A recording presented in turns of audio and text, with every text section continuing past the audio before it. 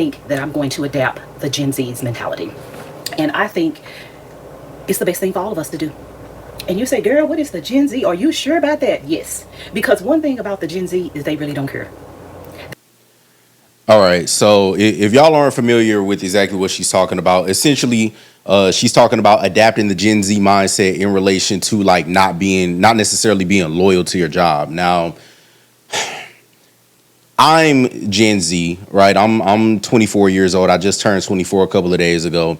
I'm right in the middle of Gen Z, so I think I'm pretty qualified to speak for my generation as to, why there's this sentiment that like, your job doesn't care about you. You shouldn't care about your job.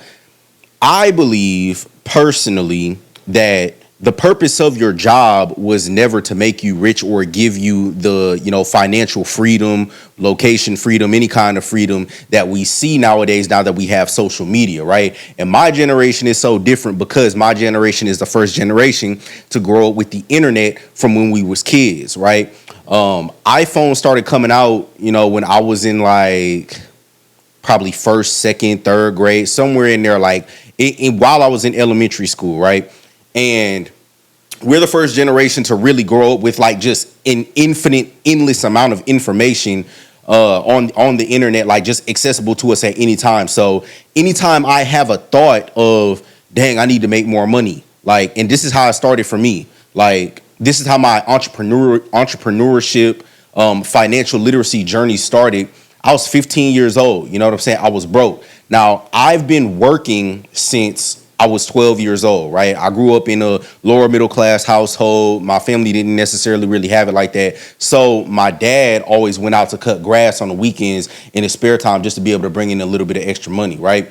When I was 12 years old, that's when he started bringing me out with him. Now, I would go out on a Saturday with my dad, working all day, sun up to sundown, right? We was doing anywhere from, 20 to 25, to maybe even 30 yards in a day, right? Back breaking work. But at the end of that day, I would work one full day with my dad. We would make probably, $1,000, $1,500. And my dad would give me, 200, maybe even 300 on a good day, right? So I'm 12 years old, working one full day, back breaking work. But I'm getting, $200 to $300 paid to me directly from my dad, right? When I turned 16 and I started driving, I went and got my first real job, which is where I was working at Lids.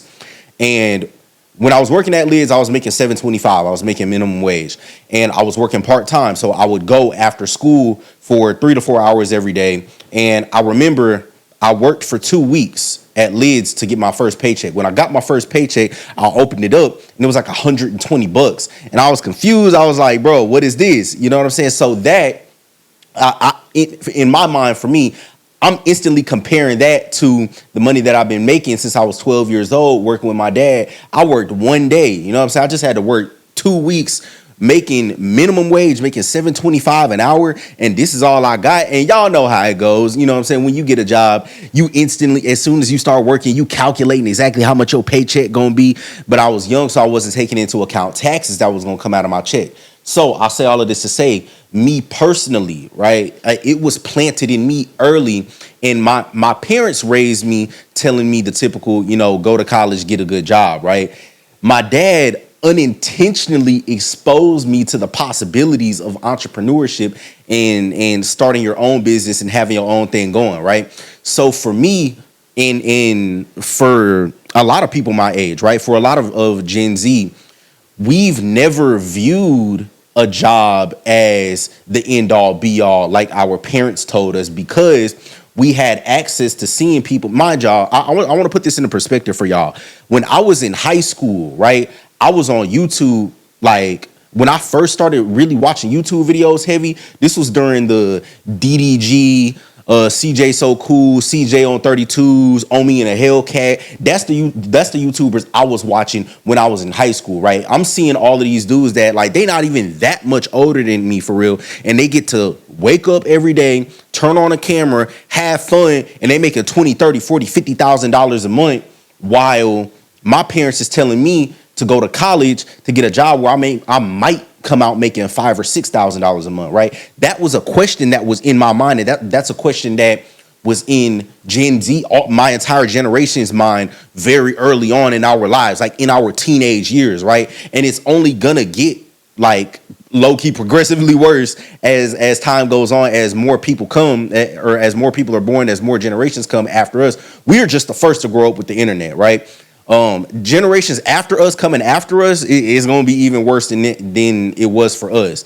And while you may say, like, you know, Gen Z doesn't care, like Miss Lady here is saying, I believe that it's not necessarily that Gen Z doesn't care. I personally believe that it's that Gen X, all of our boomers, all the generations before us, I believe it's just that they cared too much.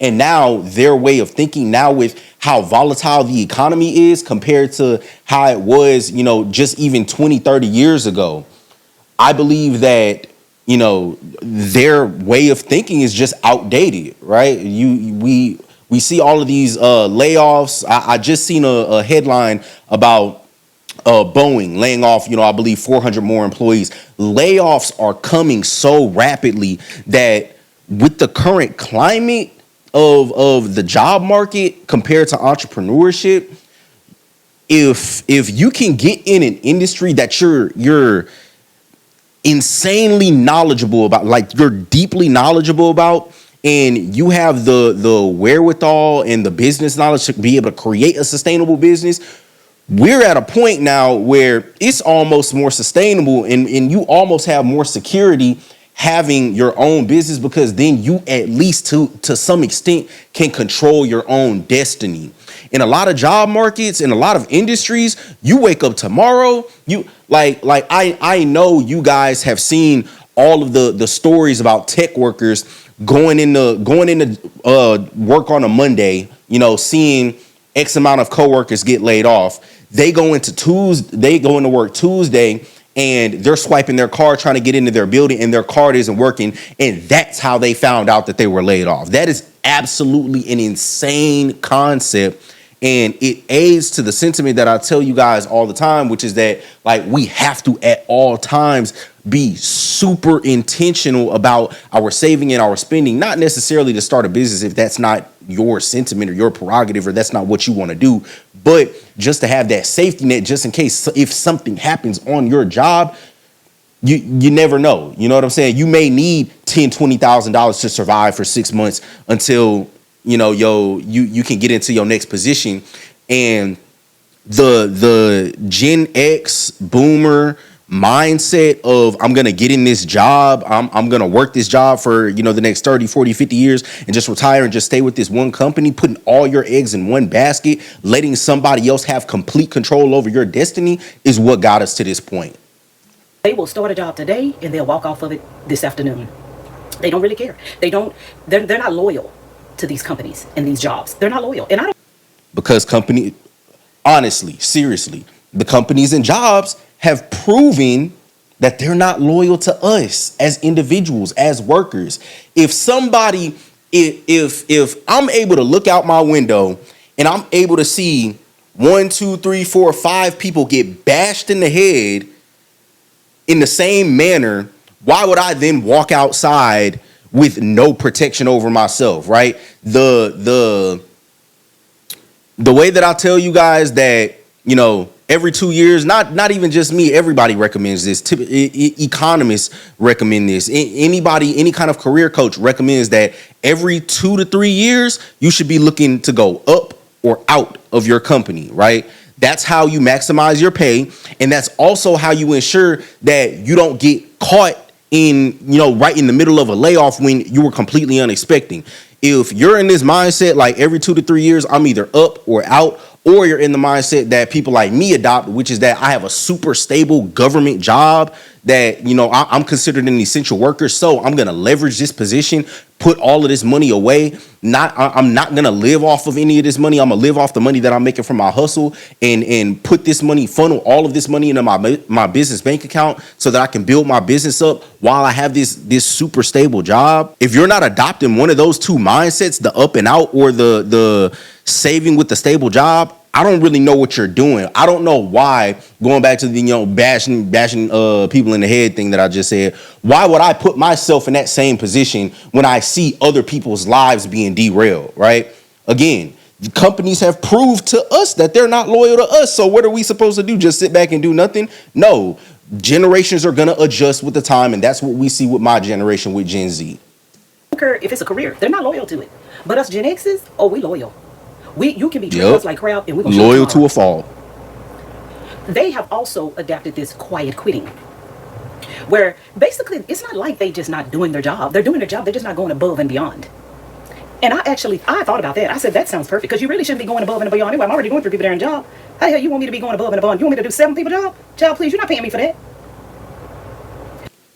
Especially if you're like me and you're in a salary position. Like, if you have any kind of, if you have half a brain, right? When you're in salary positions, or when you're in like any kind of real high paying position, you see this a lot with people that go into like law, or people that go into finance, that are working on Wall Street. Your employer very, very obviously, very clearly will take full advantage of you if you allow them to. Like, you have to be an idiot to just allow somebody to just, overwork you and just take full advantage of you and your time, while not giving you any kind of extra compensation, right? And a lot of the time, especially when you may get into a more, I don't know if corrupt is necessarily the word, but a company where your higher ups are clearly not prioritizing a moral code, right? You may see a lot of favoritism, especially when you get in environments like that. It's very clearly, you're very clearly entering a game of use and be used, right? It's a back and forth. And when you start to lose that game is when you start to lose control of how much you're being used, right?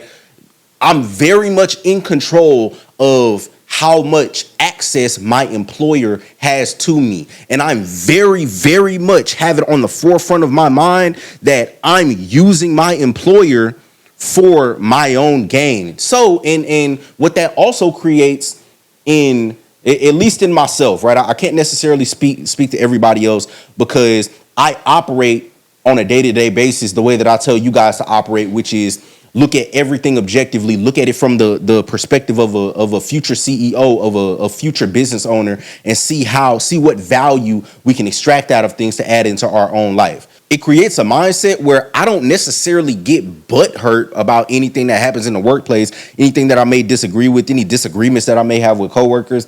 I just write it off and let these people do whatever they want to do, because I know that I'm here for a very specific purpose. I don't care that much about the company because I have my own dream, right?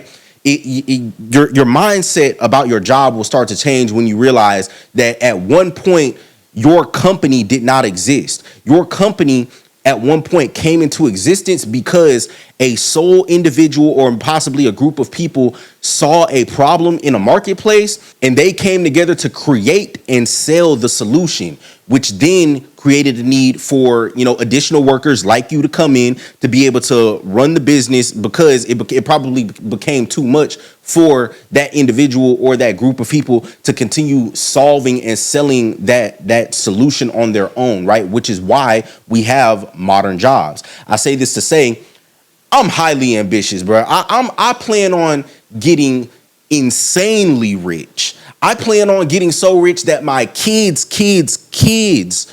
won't have to worry for anything. So when you're thinking that far down the road, when you hold that kind of fire in your heart, a lot of these day-to-day workplace issues, it shrinks, y'all. It becomes so small and insignificant that you start to not even care. You go into your job, you make sure that you're not just going through the motions. You still put your best foot forward into what you're doing, but you know in your heart and your mind exactly why you're there. But I think the best thing is to us 45, 50, 60-year-olds to start using that job to fund what you need and to be what you need it to be. Exactly. Don't let your job take advantage of you, because it will have you sick. It will have you miserable. It'll have you where you don't sleep at night. It'll have you like it did that woman at Wells Fargo's. It'll have you dead at that cubicle. These people in these corporations, in these jobs, could care less about us. My own mother actually, so my mother works in taxes. She works for a tax firm, and she actually told me this. It was about a couple of years ago that there was a young lady that worked under her. She reported to my mother, and I remember vividly my mother telling me that the young lady passed away in a car accident. Right, a couple of days later, well, a couple of days, maybe a week or so later, whenever her funeral was. Right, the company actually awarded, the department some time off to go and attend the young lady's funeral.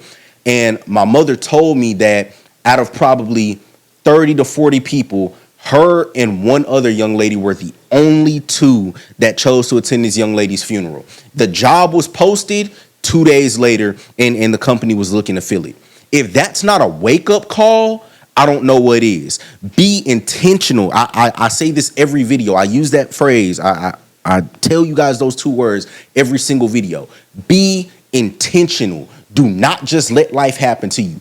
And that applies in this scenario almost more than any other scenario or any other circle that you may run in. Be intentional about the access that you give your job. Be intentional about the role that your job plays in your life. Because at the end of the day, if you pass away tomorrow, 2 days later, they're probably going to be looking to replace you, and not that many people from the company are going to attend your funeral. Use your job as a resource to fund what you need. And my thing, I have been doing it, but I was too tired in my mind to even think right, to even try to do what I had in my heart to do. Exactly. Your job is a resource. Your job does not get 100% of you. I'm trying to tell y'all. Let me know what y'all think about this down in the comments below. Make sure you guys really drop your authentic thoughts down in the comments below. I genuinely really want to have a conversation with y'all about this, and see what kind of value we can extract out of this to add into our own lives.